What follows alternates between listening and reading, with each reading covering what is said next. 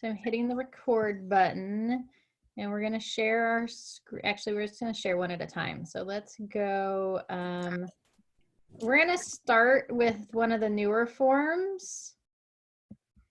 So this is the, not that one. Oh, there it is. Look, it highlights it green for me, so I know which one I shared. So this one is the, they now have 4 forms for the listing.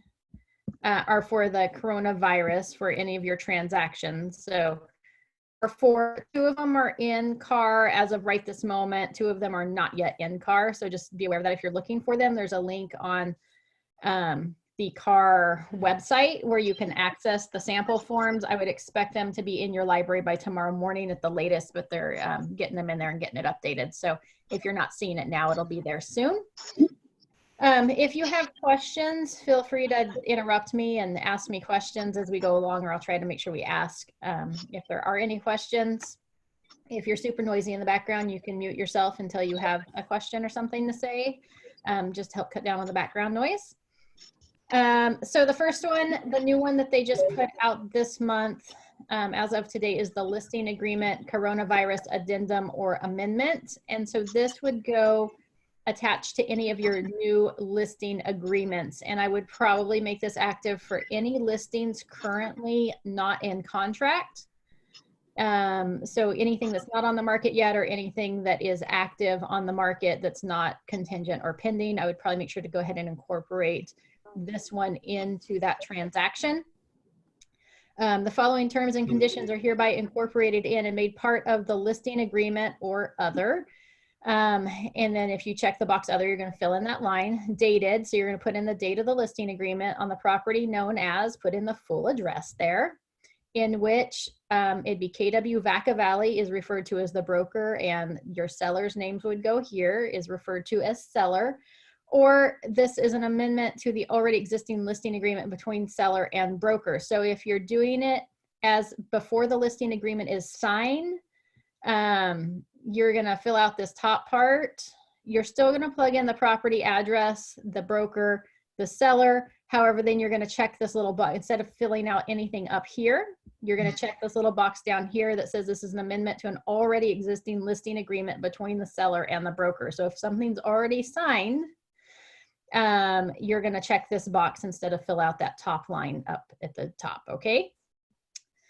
The current worldwide coronavirus COVID-19 pandemic has an unprecedented impact on the real estate industry, from solicitation and marketing to pre-contract showings, negotiations and inspections, to contract formation and expectations, to post-contract inspections and repairs, to loan applications, appraisals, and approvals, to closing. The various local, state, and federal states of emergency and so-called safer at home or stay-in-home orders have changed the way that sellers and real estate licensees need to approach otherwise allowable or acceptable business practices. Seller and broker acknowledge that there are mutual benefits in addressing the effects of the COVID-19 pandemic on a sale of the property. In consideration for the mutual benefits contained herein, seller and broker agree as follows.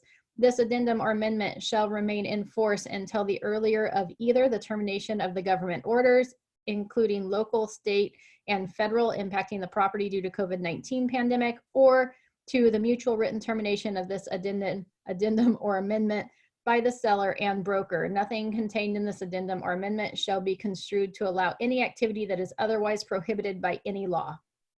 So if the laws change and we've agreed to something that's no longer legal, the law overrules this document. Property showing, the seller agrees, or you would check the box does not agree. So default is agree, check box means does not agree, to allow prospective purchasers to enter the property as specified below. The seller has been advised of the potential for visitors to the property to be carriers of the COVID-19 virus. Broker has provided seller with a coronavirus property entry advisory and declaration, C.A.R form PEAD, P-E-A-D, and seller and broker agree to abide by the showing protocols set forth in the coronavirus property entry advisory and declaration, and those in the C.A.R best practice guidelines. Document found at, and then it's got the address there for the document, or similar document approved by broker and provided to seller. Prospective purchaser visitors will be asked not to enter the property, nor will they be given permission to do so until and unless. Okay, if I were you, I would make sure you print out this C.A.R risk management guidelines and attach it to this form when you have your seller sign it, so that they have all of the information that they are signing. So we agree that we're not going to show the property unless A, they sign a statement representing that the visitor, to the best of the visitor's knowledge, is not currently afflicted with and has not knowingly within the last 14 days been in contact with someone afflicted with COVID-19 virus, is not experiencing a fever or signs of respiratory illness such as cough, shortness of breath, or difficulty breathing, and that they agree to abide by the safe practices while visiting the property. So those safe practices are some of those up here under the risk management link that talk about like only 2 people in the property at a time, like the agent and 2 additional people. If there's more than that, they wait in the car until 2 people come out and then the other people can go in, that the seller's not going to be present when they show the property. So things like that are under the best practice. So make sure you review that information. B, they provide verification that they are financially able to purchase the property, such as verification of an all cash purchase or to a pre-qualification or pre-approval letter from a lender or loan broker. And they represent that they have previously viewed the property online. So if we don't check the boxes B and C, the only requirement for somebody to see the property would be that they verify that they have not been afflicted with the COVID-19 or been around anybody in the last 14 days that have been diagnosed with the COVID-19 or have any symptoms. If you want to make sure that they provide, if you want to be able to require that they provide verification of either cash or a pre-approval letter before seeing the property, you would check box B. And if you want to make sure that they have represented that they've previously viewed the property online, you would check box C. Okay? Any questions on section 1? So you can do both. You can do all 3. Okay. Absolutely. So A is automatically going to be the set thing for it.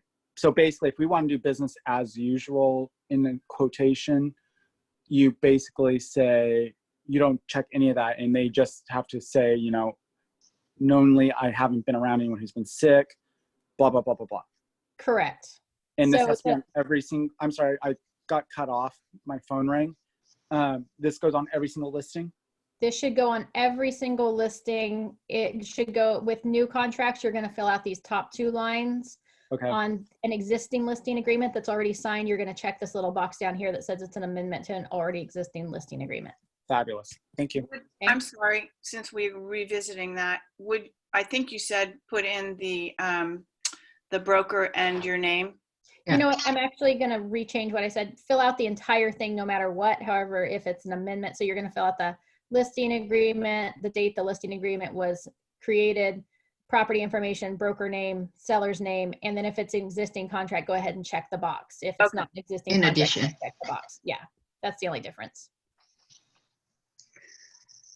Okay. If this box has a check mark on the sample, I don't know if it's going to have that automatically check marked on the actual form or not, where it's the coronavirus property entry advisory and declaration form that we're also going to go over that. I would assume you'd want that in there. Yeah. However, it looks like it's going to be checked. It's just I think so. All right, so that's section 1. Any other questions on section 1? All right, section 2 is your pre-sale and post-acceptance activity. In furtherance of the goal of selling the property and provided broker and other requirements specified in paragraph 1A for purchaser visitors, seller gives permission to the broker and other authorized persons to access the inside and outside of the property in order to engage in the following activity. So please note this is going to be pre-sale and post-acceptance. So prepare virtual tour, take photographs. If you're going to take photographs of your property, make sure you check that box. Install signage. Prepare an agent's visual inspection disclosure. Conduct a homeowners association site inspection. Prepare an appraisal or buyer insurance inspection. So is your seller going to allow the Appraiser in the property once you're in contract, yes or no? Obtain county or other municipal or governmental inspections or permit approvals, that would be F. G would be put up or remove fumigation tents. H would be prepare a home inspection and necessary follow-up inspections on behalf of the buyer. I would be perform repairs agreed to in the purchase agreement or improvements necessary to get the property ready for sale or prepare bids or estimates. J would be your final verification of property condition, your VIP or your, verification of, anyways, your VB. Your K would be pack and move sellers' belongings, furniture or belongings. L is blank, M is blank, so you can add things in there.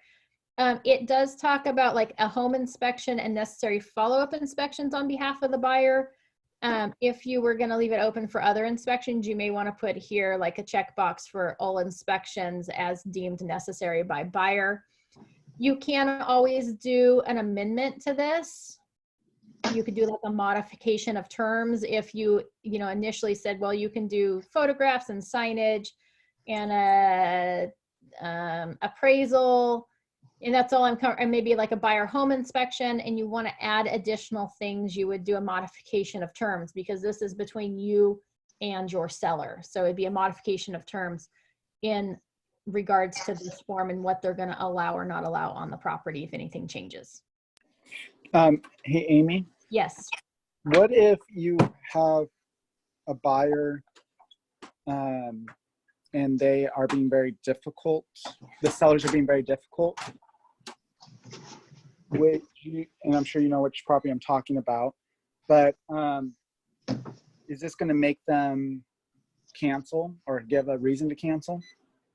This will not give them a reason to cancel. Okay, perfect. That's all I wanted to know. Everybody's aware about COVID. Yeah. So if the seller elects to limit access to the property for post-acceptance activities, seller and broker are each advised to modify and review the purchase agreement to reflect the seller's elections. So just know that if your seller says, until the restrictions are lifted, we're not doing any inspections, then what you're going to want to do is you're going to want to make sure that that's part and incorporated into your purchase agreement.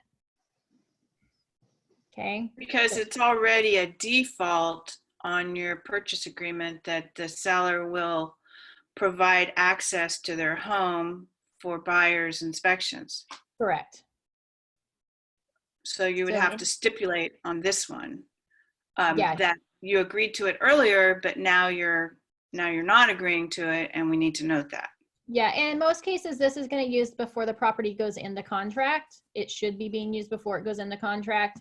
So on anything, it just allows you, when you're moving forward and somebody's talking about writing an offer on the property, just be like, hey, be aware, my sellers would like to move forward with the purchase. However, they don't want to have any inspections or the appraisal completed until April 30th, until the restrictions have been lifted or whatever that might be. Or, hey, here's the deal. Like, they're allowing the home inspection on behalf of the buyer. However, we would ask that the buyer limit, not be present during the home inspection, that it just be the home inspector or something to that effect. So these conversations need to be had with your sellers on what they're going to be willing or not willing to allow. Okay, well, I'm allowing an appraiser. Okay, well, with the appraiser, are you allowing the other agent to come? Are you wanting me there? Yeah, like, what are you wanting? Or during the inspections, do you want just the inspector there and you'll let them in? Do you want the other agent there? Are you okay with the buyers being there? So all of these are conversations that you're going to want to have with your sellers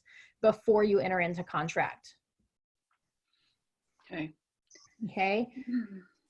Broker marketing plan. If the broker's listing agreement included a marketing plan, that plan is modified as follows. So if you included a marketing plan as part of your listing agreement that had open houses, it's going to need to be modified. So that would be specified there. Or if there were other things, like if your marketing plan included knocking on people's doors, it probably needs to be modified so that everybody's in agreement and it's signed to, especially if you've had a listing in place for a little while that's not in contract.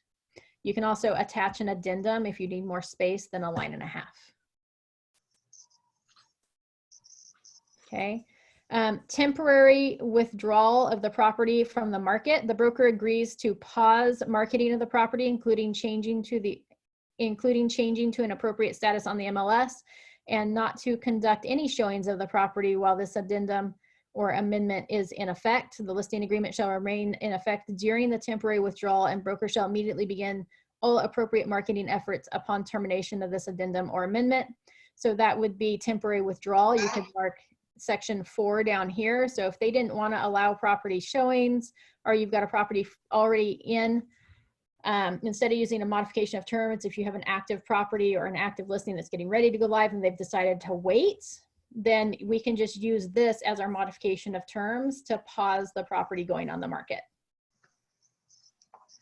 Okay, section 4. The termination date of the listing agreement shall be extended by the same amount of time that the temporary withdrawal is in effect, but in no event shall the termination date be extended beyond blank date. So if you want to extend the termination date, so let's say your original termination date was June 30th and we've been shut down, we want to temporary withdraw the property from the market until the amendment, addendum or amendment is terminated, which ultimately would be that the shelter and home order is lifted.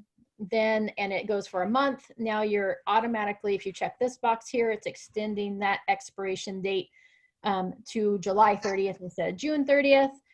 However, you want to make sure to make this accurate that you're going to put a date here, that it's not going to extend beyond September 30th or December 31st, whatever that date is, put in a date there. That's how you make that line valid. If there's no date there, it's not fully executed.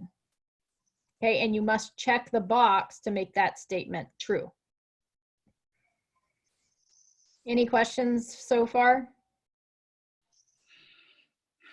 This is probably a really stupid question, but broker signatures, is that going to be Kathy, or are we able to sign on that behalf? I have not gotten to the bottom of the form yet. However, these brokers' initials are the same as the broker's initials on the listing agreement. It should be that it allows for the agent representing the broker to sign this. Okay, I was going to say, because I sign those all the time, so hopefully that's okay. Any other questions right now through 4? Well, I'm just thinking, so the termination date, so say this lasts 2 months, which I don't think it's going to, but it lasts 2 months. Would you want to extend that termination date? How would you know where to, I guess my question is, how would you know where to extend the date? So the date automatically, so it's going to be the date of this addendum, right? So if we are temporarily pulling off a property from market today, and until this is terminated, it would start the day that this is signed, and it would automatically be extended by the same amount of time until the order is lifted. So you have to go back and count the days and figure out how many days that was. And then it would automatically extend. However, you want to make sure that you put in a date not to be extended beyond. So like if this went on for 3 months and then your listing agreement extended for 3 months, we just want to make sure that we have a final date here. Okay. And this date, you know, if it only, let's say in 10 days, the order gets lifted, and so this addendum's no longer in place, it's been terminated because the order was lifted, and you had this date be, you know, September 30th, your termination date of your listing agreement is only going to extend 10 days from what it was previously. Oh, I see. Okay. So there we go. All right. It just gives you the furthest out that you can extend it date is X. Okay, that makes sense. Because, you know, some sellers might not want to, and you might not want that listing forever. You might not want it forever. All right, section 5 is scope of broker duty. The seller understands and agrees that the broker will abide by the terms in this addendum or amendment and use the broker's best efforts to obtain compliance by others. Broker cannot and will not verify the representations of others nor guarantee their compliance with the seller's and broker's instructions. Broker cannot and will not physically prevent entrance to the property by others who do not agree to the instructions. If broker becomes aware of such person's failure to comply with the instructions, broker will promptly inform seller and take efforts to prevent such person's future access to the property. Seller agrees and shall hold broker and its agents harmless from any and all claims, liabilities, obligations, attorney fees, or actions, and shall indemnify broker for any damages, costs, attorney fees, and or other fines from any third party that arise from or related in any manner to this addendum or amendment. And then 6, as always, C.A.R loves to give us our additional terms. So if there's anything else that isn't already stated on this form that you want to make sure is included, you would include that on number 6. By signing below, the seller and the broker acknowledge that each has read, understands, and received a copy of and agrees to the terms of this listing agreement, coronavirus addendum or amendment. The seller signs, and then additional signature if you have more than 2 sellers. Check the little box there. And then real estate broker firm by your name, your license, and the date. Make sense? Yeah. So what if you do have a listing and you fill this out? I guess you should just talk to your seller beforehand, but what if they decide not to sign it? In order for you to continue marketing that property, this needs to be signed with all of your active or coming on the market soon listings, new listings, or active listings. Okay. And I don't see why somebody would not want to sign this, because you're really just taking their care and concern for what their needs, wants, desires, and well-being is. And so you definitely do want to have a conversation before completing this form with your seller on what they are willing to and not willing to allow at the property. And if they're willing to allow everything, then you don't really have an issue. You could just mark it all. Yeah. So Amy, Yes. would this be part of the package when you're about to start to list a property, when you pull the form? Yes. This includes okay. Yes, this should get signed at the time the listing agreement is signed. It should be signed at the exact same time that listing agreement is signed.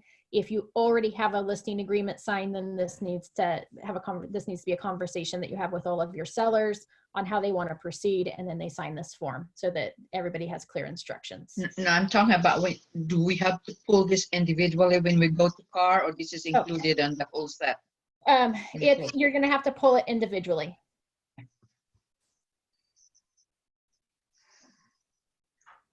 Okay. Okie dokie. All right. We're going to move on to the next form then. So I'm going to hit stop share, and we're going to pick a new form. Let's go with this. Oh, hold on. All right. We're going to go with the PED form because it was mentioned in that last document. This is also one of the new forms. Again, this one, it was not in my C.A.R library yet. I had a link to it from the homepage of C.A.R. However, my guess is that it'll be there later today or tomorrow. So this is our Coronavirus Property Entry Advisory and Declaration Form, C.A.R Form PED, PEAD. Property address goes at the top. Make sure you put the full property address with the street, drive, court, way, boulevard, whatever it might be. And today's date goes there. Risk of exposure. The coronavirus, COVID-19 pandemic, is a worldwide risk to the human health. COVID-19 is highly contagious and has a mortality rate many times greater than the flu.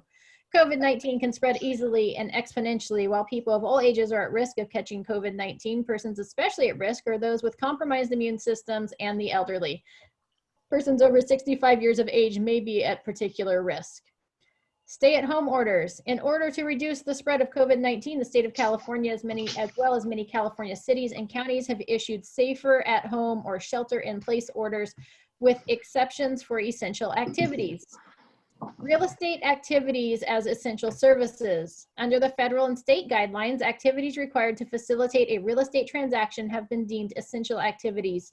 Nevertheless, designation of some real estate activities as essential activities does not make them free from COVID-19 risks. All persons must still practice social distancing and take steps necessary to protect themselves and others. Finally, some county and city orders are more restrictive than federal and state guidelines and may take precedence over federal and state guidelines. Representation and agreement. By signing below, you make the following representations and agree as follows. A, you either You are either the seller, landlord, tenant, or occupant voluntarily allowing someone to enter the property for viewing, walkthrough inspections, or otherwise facilitating the real estate transaction, or you are a prospective buyer or actual buyer, tenant, real estate agent, or other person whose services facilitate the completion of a real estate transaction and are voluntarily entering the property for the purpose of viewing, inspecting, or performing an activity or providing service in furtherance of a real estate transaction, right? You're either one of those two things.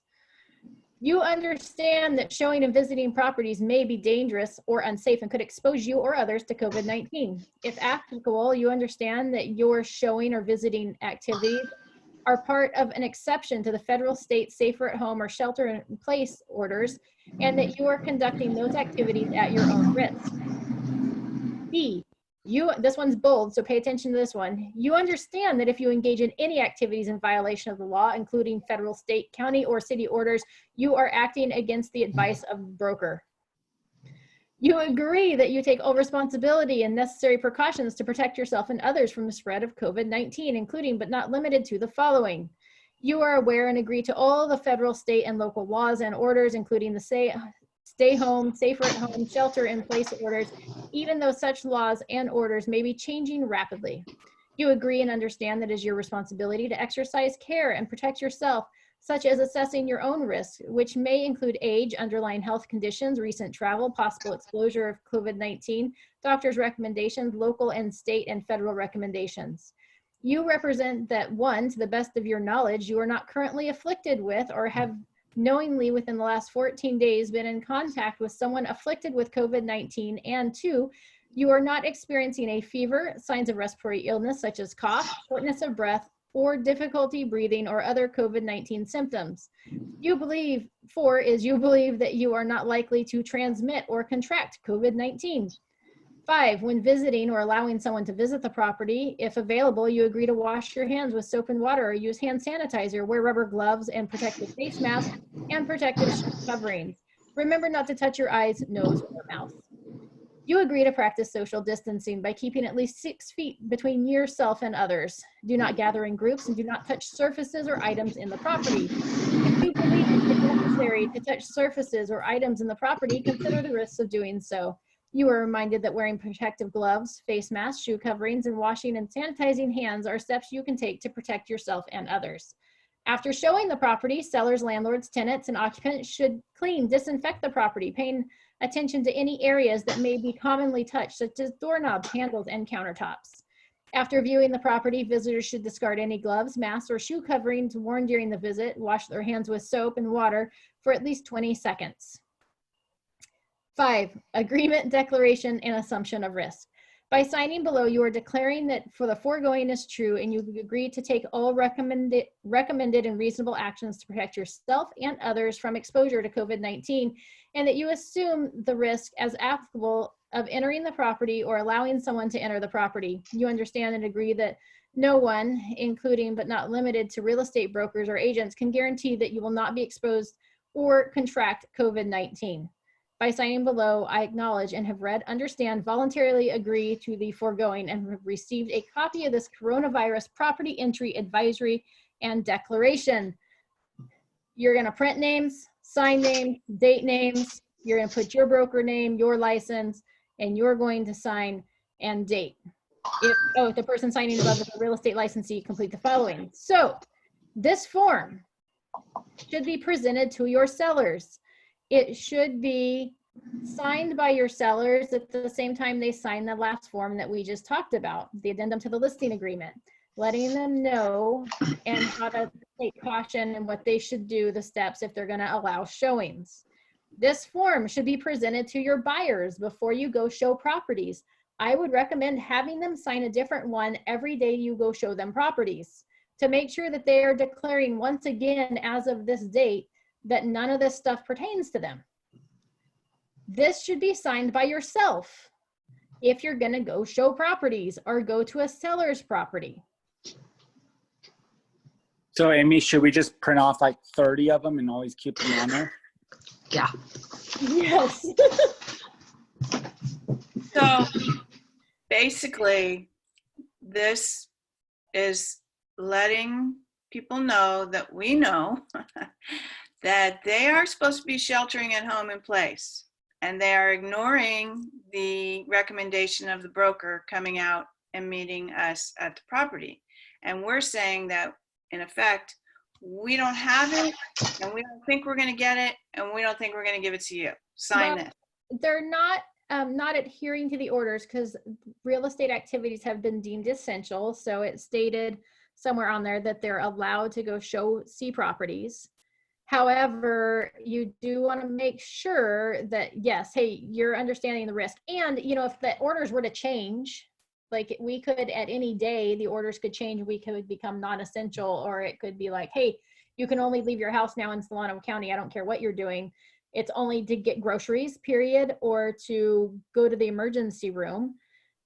Then we would become non-essential in Solano County. And then at that point, we would want to cease as agents showing properties or doing business. So as long as we're able to, this would need to be assigned per property that you're going to go show or see.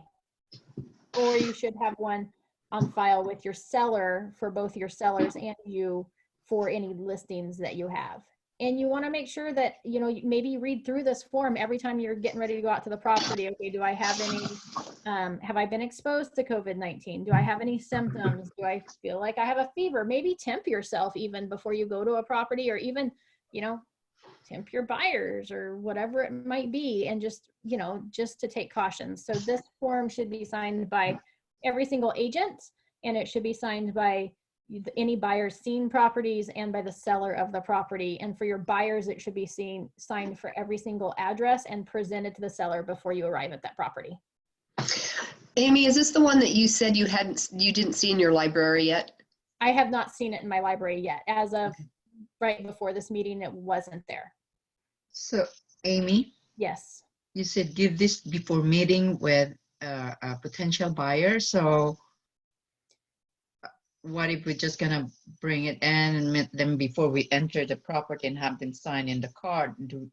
Is that also acceptable? Or we That need would also be acceptable. You just want to make sure that there's a copy of that. Like, you know, instead of leaving your card behind, you're going to leave this form. Really? We leave this form at the houses I if we don't show know that property? you would want to leave it behind. I think you would probably really truly want to take a picture and make sure the agent has a copy of it. So when the listing agent, if we are we're bringing in a buyer to see Yeah. a property, Yeah. so the listing agent should have a copy of this too. Yes. So if you're going to go show properties tomorrow and you're setting up those properties today, you're going to send this form out to your buyer to review, sign each property that they're wanting to see, and you're going to shoot a copy of that over to the listing agent. If you are taking it with you in the car and having your buyer sign it en route to each property, then what you're going to want to do is take a picture of it and shoot it over via text message or email from your phone to the listing agent. I mean, ideally, we should probably just do it via DocuSign in advance so that there's no exchange of Correct. paper. That's what I would recommend. The morning of, send this over to your buyer for each property you're going to go see and have them sign Yeah. off on it and then shoot it over to each listing agent. Yeah, I would. Is this the one also, Amy, that needs to be in that we need one of these when people show our listings? That Yes, it needs to be in the realtor notes? Yeah, I would request one of these from each person. And it does talk about that in the last form that we looked at. Okay, It talks about that they've received a copy. okay. Absolutely. So request the copy with the appointment time. Like, Yes. okay, and put that in our confidential remarks or something? Yeah, put it in your confidential remarks that form PEAD is required before any showings will be allowed. Okay, thank you. Or on the morning of the date of the showing, Okay, or you will not let in the door. So lock it. okay. So yeah, absolutely. Any other questions on this form? That Right. one's pretty self-explanatory. Pretty self-explanatory. It makes it sound pretty scary, doesn't it? Amy, Yeah, Yes. is this going to be required form as far as file review? And I am not in charge of compliance. However, if I were, I would say yes. okay, thank you. You're going to want it in every one of your files to protect yourself. So if we have a current escrow going right now, we need to have the buyer sign that. I would, if they're going to access the property, the date that they go to access the property, I would have them sign this. And I would have your buyer sign this anytime if you're in contract on a property, any day they're going to go visit that property for whatever reason, I would have them sign a new one, just verifying that as of that date that they're actually going to the property, not a week ago, that they're saying they don't have any signs, symptoms, or been exposed to anybody that has COVID-19. That's right. It has to be day Fabulous. to day because So anytime it you could go to the change the next day. yeah, it could change. So if you were representing buyers, I would have them sign this every day they plan to go to the property. And you as the agent, I would probably do the same thing. Every day that I'm planning to go to a property, whether it's for a listing or do a visual walkthrough, a video walkthrough with my buyers or whatever that might be, I'm going to sign this form, a new form. So if it closes in a couple days and they're not going to the property, we do not need this. You do not need this. So is C.A.R going to make this a required document in our files now? That was the question. I don't remember who just asked it. I think it was Kimberly. Oh, sorry, I didn't hear that. Just asked, and I said I am not in charge of compliance, so I do not know. I would assume that it's probably going to be the case if you're visiting the property. However, whether it's required or not, best practices for yourself to protect yourself, I would want this in your file. Awesome. All right, we're going to switch to the next form. Give me just a second.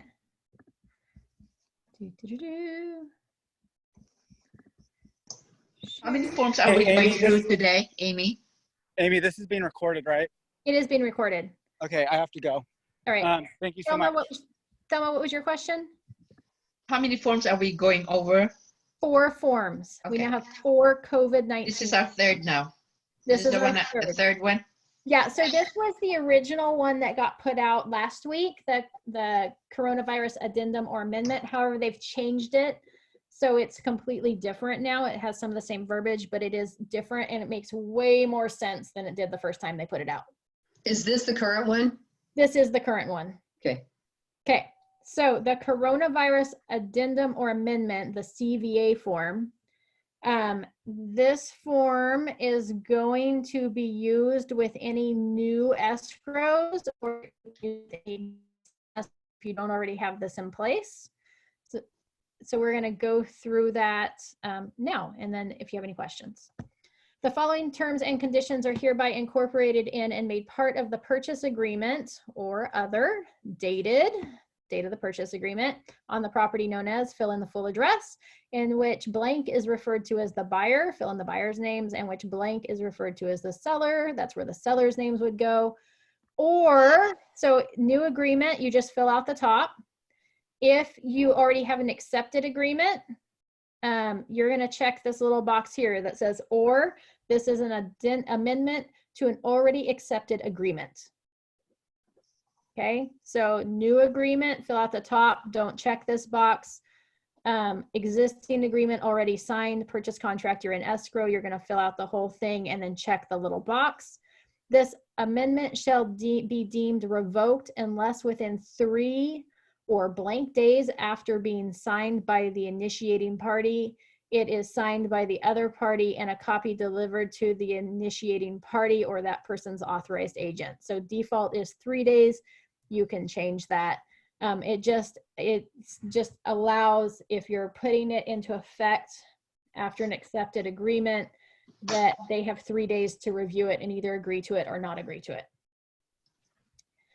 The current worldwide coronavirus COVID-19 pandemic has unprecedented impacts on the real estate transactions, including but not limited to travel restrictions, self-imposed and governmentally required isolations, closures of both governmental and private offices and businesses providing integral functions to the closing of a real estate transaction, such as inspecting, repairing, packing and moving, funding, recording, and declarations of states of emergency and so-called shelter in place or stay-in-home orders, among others, unforeseen coronavirus circumstance. While the agreement allocates risk between the parties, by way of contingencies, covenants, and disclosures, it does not address the concept commonly referred to as force majeure, I think is what we just Majeure. said. Sure. Majeure, I'm not French. Sure. Or the right of a party to suspend or terminate performance when circumstances which the parties could not have anticipated and are beyond their control make performance of the contract impossible or impractical. 2, this form is intended to contractually address an unforeseen coronavirus circumstance. The parties' agreement to this form is optional. It is not binding on any party unless signed by both. Its purpose is to reflect the parties' mutual obligation to deal fairly with each other and act in good faith to accomplish the purpose of the agreement and attempt to avoid any uncertainty that may otherwise exist as a result of COVID-19 pandemic by resolving potential disputes by mutual agreement. If either buyer or seller is affected by an unforeseen coronavirus circumstance, the affected party shall deliver to the other a notice of unforeseen coronavirus circumstance, C.A.R. form NUCC, which both identifies and provides verification of the unforeseen coronavirus circumstance applicable to the affected party and the identified circumstances impact on the affected party's ability to perform. Parties agree that upon delivery of the NUCC, the extension selected in 4A or 4B or the cancellation selected in 4C shall apply if check NUCC is attached. So this form is used. It doesn't have to be to agree to. We're just trying to come to a mutual agreement, especially if we're canceling or asking for an extension. This just backs it up with, hey, it's an unforeseen circumstance. It's nothing that we could have foreseen. Here's what we're asking for. If we're submitting this with a new offer, we're just saying, hey, if something comes up as part of this transaction, we're not expecting it. And if something does come up, here's what we are agreeing to ahead of time, right? So if any of these things come to pass during the transaction, we're also going to include the next form that we'll cover, which is the NUCC, which talks about and clarifies what is actually affecting the buyer or the seller and why we're enacting section 4 of this document. So extension of time or mutual cancellation. Check 4A, 4B, or both, or 4C. So you can go 4A, you can go 4B, you can go 4A and B, or you can do 4C. If you're going 4C, you can't check A or B. Does that make sense to everybody? I just have a lot of black boxes with no people. Everybody's shaking their head yes. All right, A is extension of time for the buyer to remove contingencies. The time to remove the following contingencies shall be extended for, the default is 30 days. You can fill in the blank and then it would change the default to whatever you fill in the blank. Loan, investigation, appraisal, or other. So you need to make sure to check the boxes for the ones that you want to be able to extend, whether it be loan, investigation, appraisal, or other. Other may be something like your contingency to sell another property or something to that effect. If after this time the buyer does not remove the applicable contingency because of the unforeseen coronavirus circumstance, either party may cancel the agreement by delivering written notice of cancellation, C.A.R. form CC, to the other. No notice to the buyer to perform or otherwise applicable shall be required. Buyer's deposit shall be returned to the buyer minus the fees and costs incurred by the buyer. So we want to make sure that we are smart when we're doing this.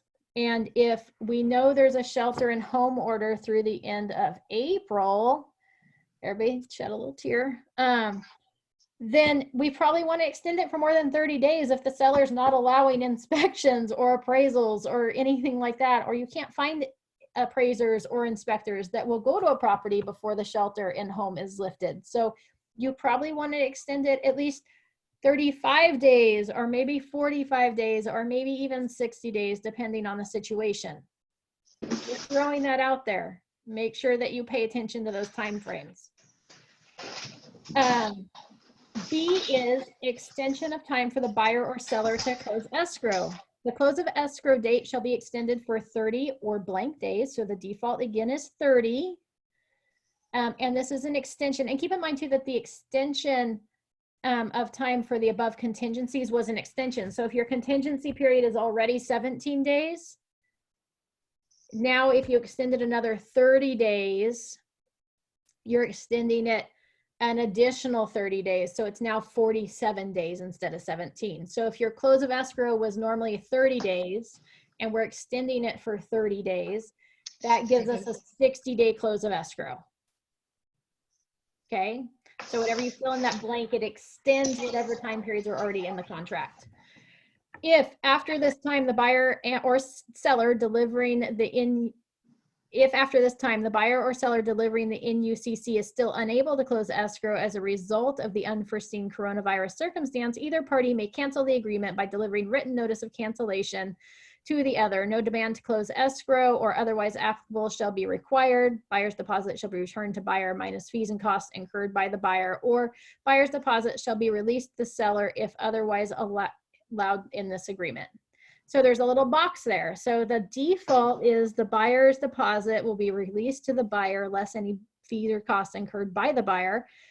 If you check the little box, the bold or, anytime there's a bold letter on a contract, you should pay attention.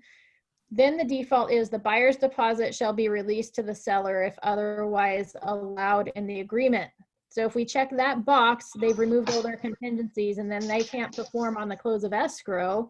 Even though you've allowed to extend the close of escrow, you could have cause to still keep the buyer's deposit. Okay. So you can check one of those, or you can check both of those. And then if neither of those seem like they are solving the problem, then we could just go mutual cancellation. The agreement shall be canceled upon acceptance of this amendment unless otherwise agreed. Buyer's deposit shall be returned to the buyer minus fees and costs incurred by the buyer. This form CVA shall constitute irrevocable joint instructions to escrow holder to cancel the escrow and release the deposit as provided in this form without further instructions of the party. The NUCC is attached. So if you have a current escrow in contract, you don't have a CVA form in place yet, and you need to mutually cancel the contract because the buyer has lost their job, something's happened, the seller doesn't want to move forward, and the buyer says it's not worth the fight.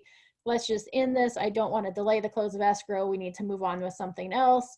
Then you're just going to mark box C to cancel the contract and include the NUCC that we're going to cover next, which stipulates how the coronavirus has affected which party.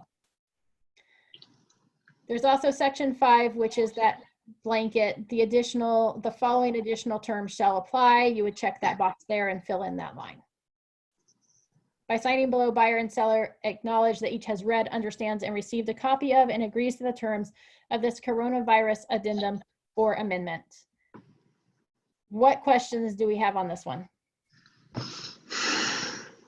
Well, why would you check? I'm trying to, that the seller could keep the buyer's deposit. What would that be? Why would you even check that?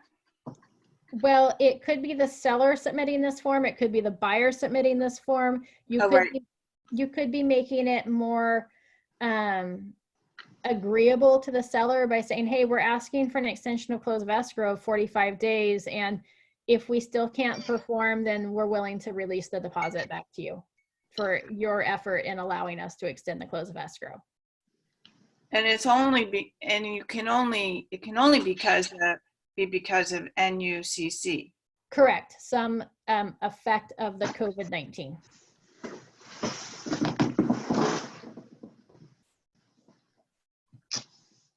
Any other questions?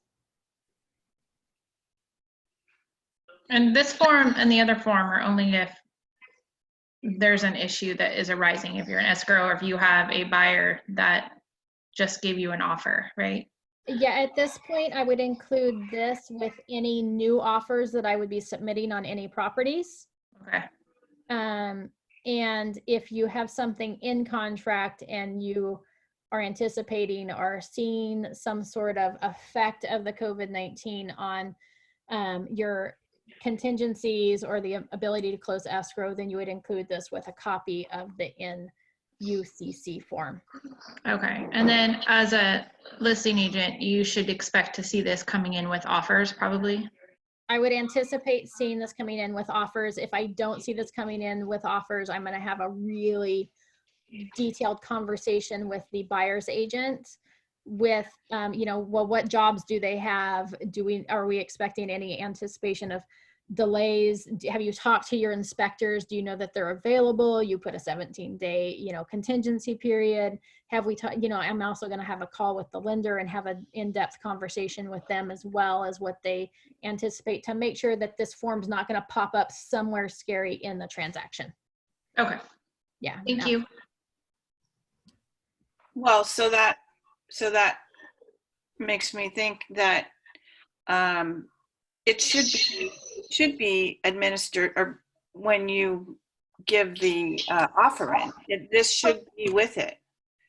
Correct. Regardless. That's what we were saying, is that you should include this with any offer. And if you're seeing, if you're a listing agent and seeing an offer coming in without this form, then I'm going to question the other agent on why not, and make sure that it's a corona-proof transaction if this form's not included already. Right. And so would as a listing agent, would you accept an offer from somebody that didn't put this in with their offer? Well, technically you can, because it would still allow, if they didn't submit this with the offer, you don't have to accept it halfway through your transaction. So now if all of a sudden they're saying, hey, here's our, you know, CVA form, and we need another 15 days for inspection contingencies and another 30 days for close of escrow, then my seller has the right to say, no, I'm sorry, we're not allowing that. You need to, here's your notice to perform to remove your contingency. And if you can't, we're going to put the house back on the market. Okay. You still, the seller remains in control of that as far as that goes. The only other thing that you may want to be aware of is if your sellers are purchasing another property or trying to figure out what their transition is going to look like, your seller may say, hey, they didn't submit this, but we want to submit this because if we can't find, you know, a rental house to move into, or we can't close on our property due to this, we want this already in place to protect us, that our contract's not going to fall out if we turn around and have to ask for an extra 15 or 20-day extension of the close of escrow or something for that effect. So it can protect both parties. Okay. Thank you. You're welcome. Any other questions on this form?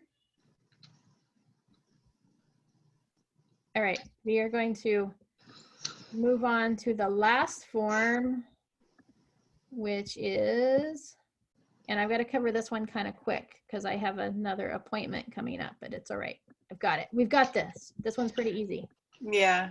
All right, so this is our NUCC. This one's used in conjunction with the last form that we just saw, the CVA form. This is your notice of unforeseen coronavirus circumstances. So if you're writing a new offer, you're going to include that CVA form with your new offer, just stipulating that, hey, if there's any changes, here's what we're requesting ahead of time. You know, extension of escrow, extension of contingencies. However, that doesn't automatically go into place. The only time those items under number 4 are activated are if you then submit this form in addition to that one. Okay, this is what allows those extensions to actually go into effect. So in accordance with the terms and conditions of the coronavirus addendum or amendment, CAR form CVA dated, you're going to put the date that we just put on that last form.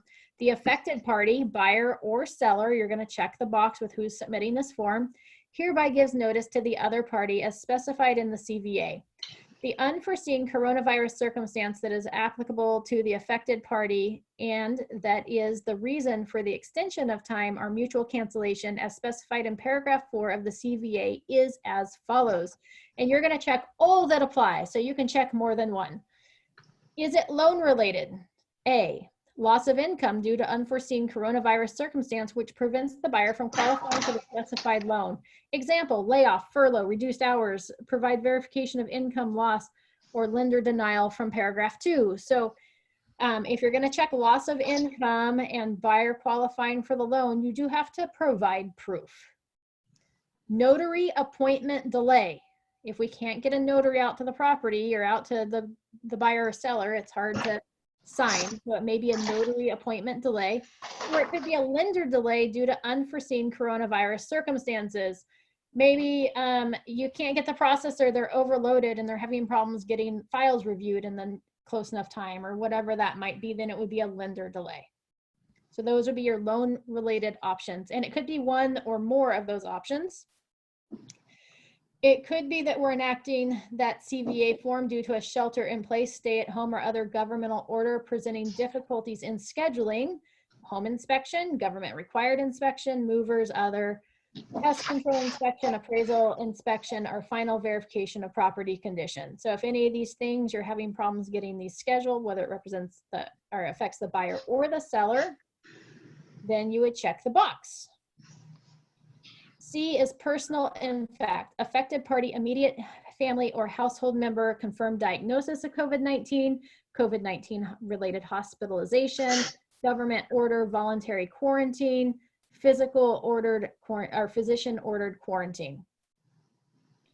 So if somebody is that you're in close contact with is diagnosed with COVID-19, you are supposed to self-quarantine yourself for 14 days, which could affect the transaction. So you would check the little box here that applies, and then you would submit this form. There's also D, because they like our other boxes. So if there's anything else that you feel like is related that's not previously mentioned, you would check box D and you would write out your best explanation possible. Then you would fill out E down here. The unforeseen coronavirus circumstances had the following impact on the affected party's performance. And then 2 is the verification of unforeseen coronavirus circumstance and its impact on performance is as followed, or if checked, attached. So you're either going to write it out here, the verification. I feel like that would be difficult to verify it here. You're probably going to attach something, either a document from a lender, a document from a doctor, whatever that might be, it's probably going to be attached. By signing below, the affected party acknowledged that they have read, understand, received a copy of this notice of unforeseen coronavirus circumstance, and that the information contained in it or attached to it is true.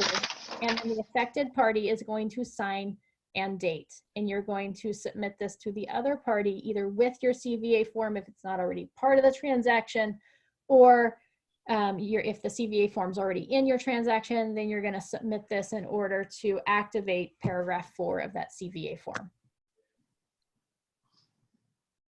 Questions?